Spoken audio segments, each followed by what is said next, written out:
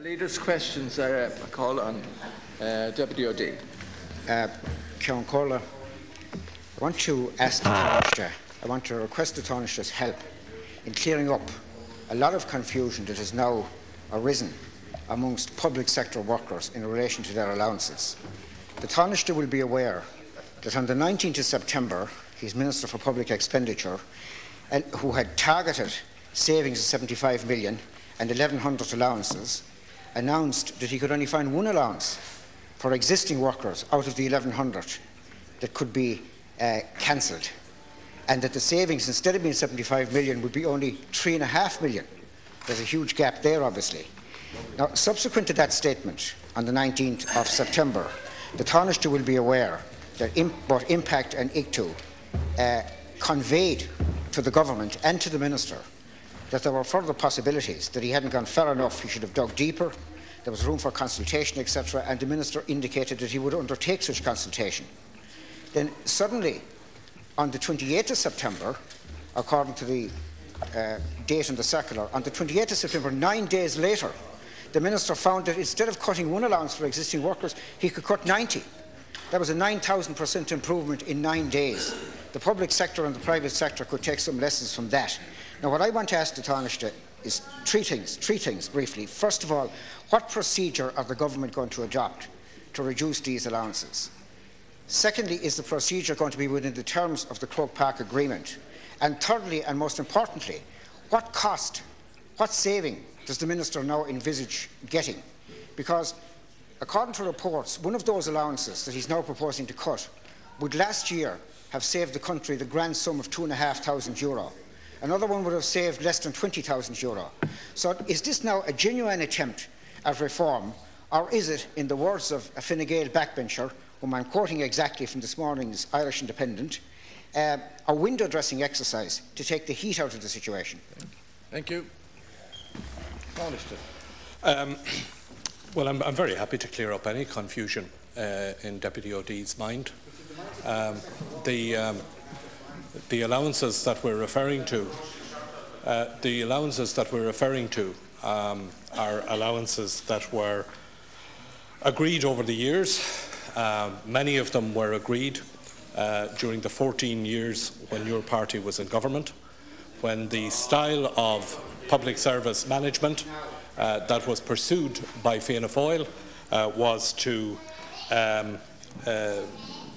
throw taxpayers' money at any problem that arose. Now, the position is that Minister Howland conducted an extensive review of allowances across the public sector. It's the first time that that was done. In many cases, these allowances were historically granted in lieu of pay increases and now form part of core pay. Cutting core pay is not compatible with the Croke Park Agreement. But what the Croke Park Agreement has demonstrated is that there is more than one way to reduce the public sector pay bill. By the end of this year, the public sector pay bill will have been reduced by €3.1 billion. As of last March, there were 28,000 fewer public servants than at the peak in 2008, yet frontline services are continuing to be delivered for more people. There are more school children, more hospital patients and more clients of social services. In relation to the three questions that Deputy O'D asks, what procedure will be involved? The Minister has asked the individual departments to pursue the elimination of allowances with their respective staffs concerned. There are, I think, 180 allowances that are being discontinued for the future. Departments have been asked to look at existing allowances. The procedures will be that are to be followed are the industrial relations procedures that come within the terms of the Croke Park Agreement, and in respect of savings, as I've said, €3.1 billion in savings has already been achieved using the Croke Park Agreement. Thank you. Deputy O'D. I'm sorry, the Minister didn't, or the Tánaiste didn't answer my principal question, which was savings. I mean, the Minister for Public Expenditure set out by saying he was going to save 75 million. He found on the 19th of September that he could only save 3.5 million. Now, obviously, he's found extra allowances, so how much extra saving does the Minister hope to make as a result of these newly identified allowances, which were identified in 9 days? And secondly, I want to ask the Tánaiste very specifically, is the 3,500 per annum allowance, education training allowance, payable to hospital consultants, is that going to be continued? Because I put it to you, Tánaiste, it would be perverse if it did, in view of the fact that the €16.90 per week paid to lowly paid, of an allowance paid to lowly paid paramedics is already within the Minister's sights, even though that has been ruled to be part of core pay. As I've said, there has already been savings of 3.1 billion. Oh, hold on. 3.1 billion has already been saved on the public service pay bill. For the first time, a government is addressing the issue of allowances in the public service. Now, you had 14 years, and in that 14 years, at a time when many of these allowances could have been addressed, could have been rationalised, could have been consolidated into pay.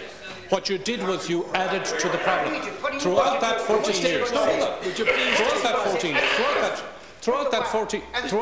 am answering the question. Throughout that 14 years, throughout that 14 years, your style of dealing and your then leader's style of dealing with the issue of pay in the public service was every time there was a problem, you invited them in, gave them a wink, talked about public service reform and wrote the cheque. And that's why we've ended up with a large number of allowances which now have to be disaggregated. Some of them there is no case. Some of those allowances there is no case for. Some of those allowances are perfectly in order. Some of those allowances have effectively become part of core pay. They have to be disaggregated. And for the first time, this government is addressing the issue of allowances. And Minister Howlin has already made it clear that 180 of those allowances are to be discontinued for the future. He has asked departments to look at existing allowances and to pursue those under the terms of the Croke Park Agreement. And that is part of an overall strategy at reducing the public service pay bill, which has already been reduced by €3.1 billion. Deputy Keevan O'Callaghan, please, without interruption. Thank you. Without interruption. Hey, Deputy Jimmy, I call Deputy Keevan O'Callaghan. Without interruption. Tánaiste, are you in any way concerned at Minister Riley's contempt for those who question him? That has to include, quite obviously, the former Junior Minister at the Department of Health, Deputy Roisin Shortall. It certainly includes opposition deputies whose responsibility it is to hold the Minister to account and to raise the appropriate issues. And now that contempt is also clearly held for the standing orders of this House. And indeed, despite, if not in spite, of the Count Corria's efforts to compel the Minister to reply to a deputy and to reply appropriately. The Minister's attitude, I think, could be best summed up: how dare you question me?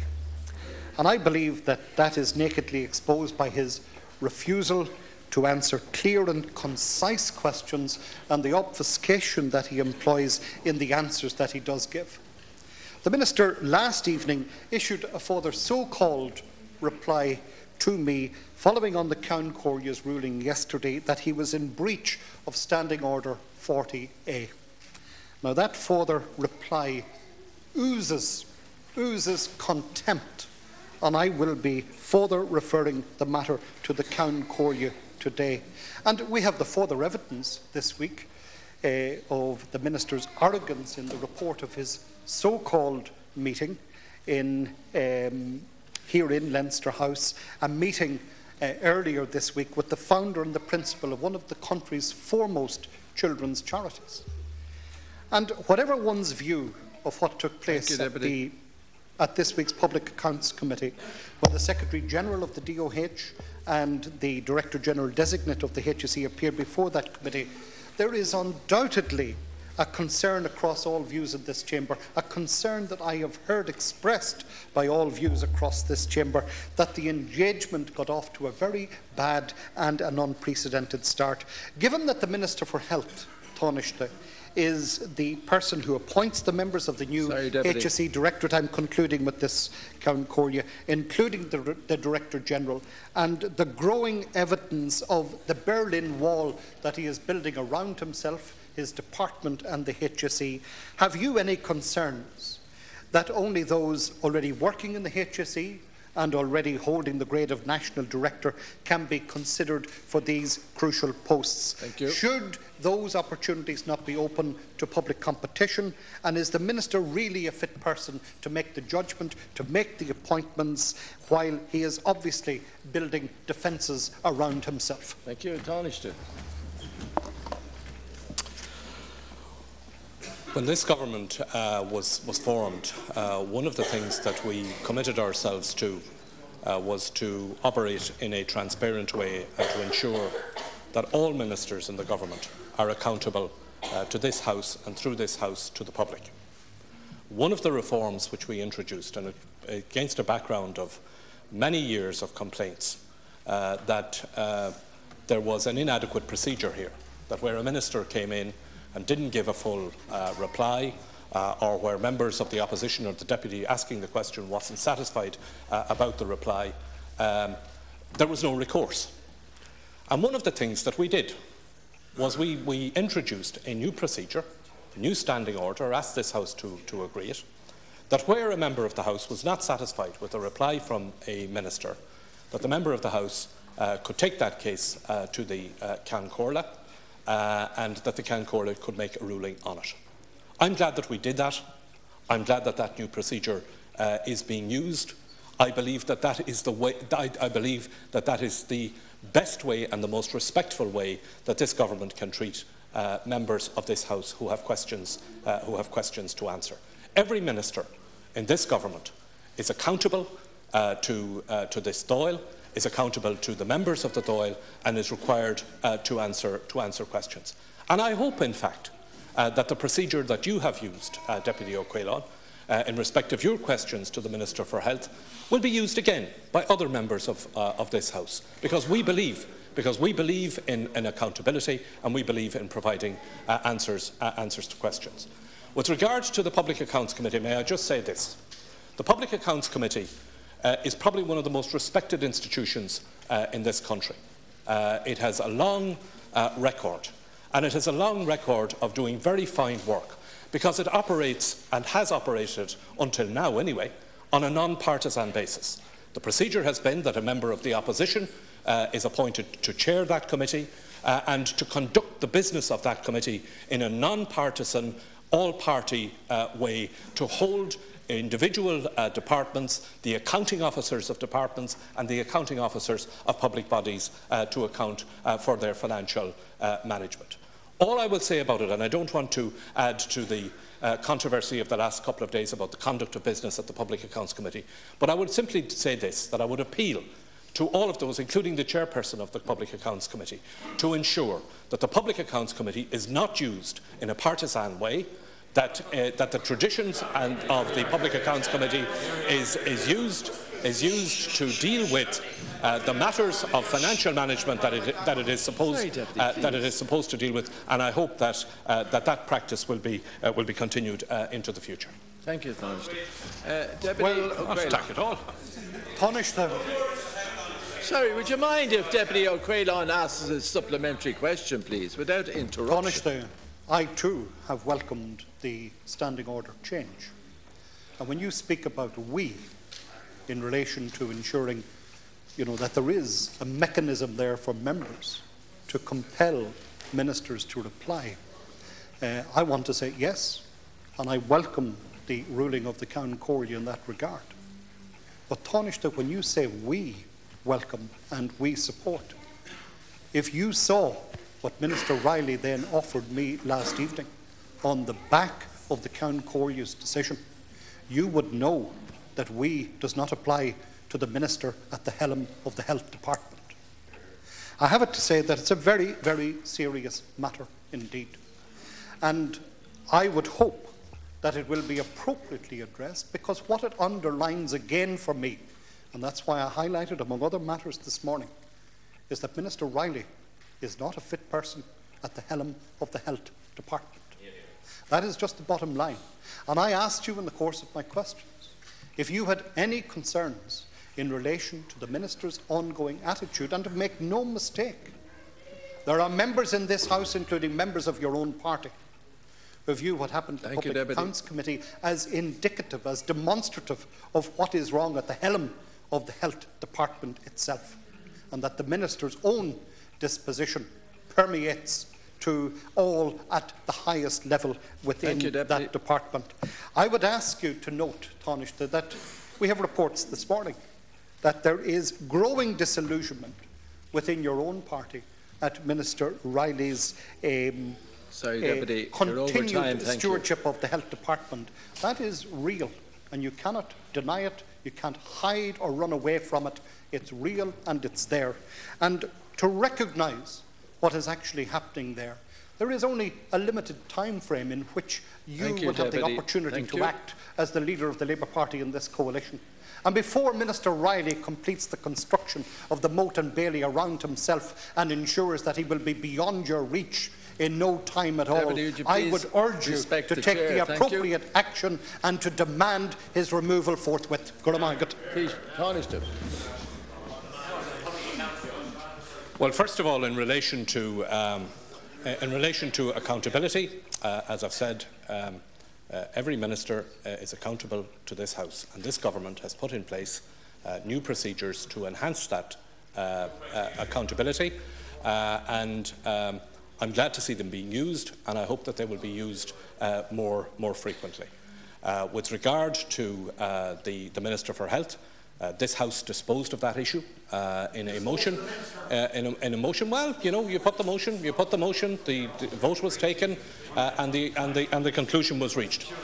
And as regards your pretended concern for the Labour Party, you have no concern for the Labour Party. The only concern that Sinn Féin ever has is to promote Sinn Féin at every opportunity and to seize on every issue for the political, not for the advantage, not to promote or to resolve the problems of the people, but to promote the electoral interests of Sinn Féin. Thank you. I now call on Deputy Boyd Barrett, please. Deputy Boyd Barrett, please. Thank you. Thank you. Sorry, in case you didn't hear me, I called Deputy Boyd Barrett. It's a pity our leader isn't here to keep you quiet now. Deputy Boyd Barrett, please. Tánaiste. When the cat's away, the mice will play. Deputy Boyd Barrett, thank you. Tánaiste, I want to ask you about your government's commitment to reform of the public services, or what you call reform of the public services, and particularly of the health services, because I have to say that your use of the term reform is now beginning to gain Orwellian characteristics, in that it seems to mean the very opposite of the thing that it suggests, i.e. cuts, savage cuts being imposed on frontline services and on some of the most vulnerable sectors of our society. Now, I would like you to disprove me on that point, but more importantly, a group of parents and their children who are in the gallery would like you to disprove that assertion. They are the parents of children with intellectual disabilities, severe intellectual disabilities, from our own constituency in Dunleary, where they have found out in the last few weeks that respite services provided in Dunmore House, part of Carmona services, are being slashed. What was previously a 24/7 respite service has been absolutely slaughtered, or is proposed to be slaughtered, down to a fraction of the service that it previously was, such that, for example, one mother who used to have an allocation of 2 days a week and 1 weekend per month of respite will now only have 1 day a month and 1 weekend every 2 months. Another mother told me that if these cuts go ahead, she will have to cancel an important medical procedure next week, as she will have no one to mind her child on the day of her appointment. Thank you. This is the extent of these brutal cuts, what you call reform, and these result from cuts in funding by the HSE to these services and the public sector recruitment moratorium. So very simply, Tánaiste, will you tell me, and more importantly, will you tell the parents in the gallery and the others who are users of this service and their children that you will reverse these cuts and that these services will not be touched and that you will honour your commitment to protect the most vulnerable in our society, and particularly vulnerable children and their families? Thank you. Tánaiste. Well, first of all, can I say that Carmona Services and Dunmore House is a very well-run facility in the constituency that we share, Deputy Boyd Barrett. They have been offering a 7-day, 24-hour respite service for children with an intellectual disability. And all agencies, including the St John of God's, which runs Carmona, have been asked to look at efficiencies in how they run these services. The management at Carmona looked at the 7-day, 24-hour respite service, and that they found that they were not operating it at full capacity between Monday and Thursday. And therefore, it was decided that the service would open until 6:30 p.m. Monday to Thursday and 24 hours Friday to Sunday, and that it would still respond to emergencies. There are a group of parents that are affected by this decision.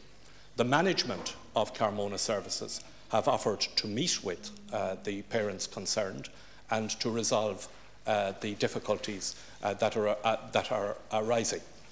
That offer of a meeting with the management of the service has not been taken up to date. I think that meeting should proceed. I think, Deputy Boyd Barrett, that you should encourage the parents concerned to meet with the management of the service. And I think, may I say this, that I think that is a more productive way of solving what is a real problem here than coming in here and seeking to make a political football out of it. Deputy Boyd Barrett, you have 1 minute. Thank you. Tánaiste, the reason I have brought this issue in here is because 16 parents came into my clinic on Monday looking for help. I didn't raise the issue, they did. And what they want from you is an assurance that these cuts will be reversed, and that if it is necessary to lift the public sector recruitment embargo in order to provide the services as they have been, that you should do that. And state here clearly and publicly that you will provide the resources and provide the staff to maintain the Angel's Quest respite service for 140 families who use that service and their children. And if you don't do that, it makes a mockery of all your talk of reform of the health services and all your talk of commitment to protecting children's rights in the forthcoming referendum. What good is a commitment to children's rights and to protecting children if you are slashing the services to the most vulnerable children and their families in the state? And by the way, Tánaiste, the parents are quite willing to meet with the management of Carmona Services and will meet with them. But what they need from you and from this government is a commitment that the staffing and the resources will be provided in order to maintain the Angel's Quest 24/7 respite service for these people who desperately need it and whose lives will be devastated if these cuts go ahead. Please give them that assurance, Tánaiste. Sorry, please. That's not authorised in the chamber. Thank you. Ceann Comhairle, my primary concern in this issue is to ensure that the best service is provided. And that is why I believe that the best way to deal with this issue is for the meeting which the management of the service has offered to go ahead. The reason that you are raising this issue, Deputy Boyd Barrett, is to make a political football out of it. And I say that. I say that. Shh, would you mind please, let the man reply. Excuse me, would you mind allowing the Tánaiste to reply, please? You can, he's entitled to reply. Thank you. The reason I say that, Ceann Comhairle, is that I have in my hand an email which was sent by one of those associated with you on this matter, Deputy Boyd Barrett, and it reads as follows. Unfortunately, management had not contacted the group on Monday, and it was therefore too late to call off the Dáil Éireann Leaders' Questions programme, which is going ahead on Thursday. It goes on to refer to discussions with yourself and with Sinn Féin, and then it says, given the service reduction is taking place in Eamon Gilmore's backyard, the group cannot guarantee that political opportunity will not spill over into the subject of the children's referendum, to which of course you have now referred, on top of the opportunity to add further adverse publicity upon James Riley and Eamon Gilmore's lack of a suitable response. Now, Deputy Boyd Barrett.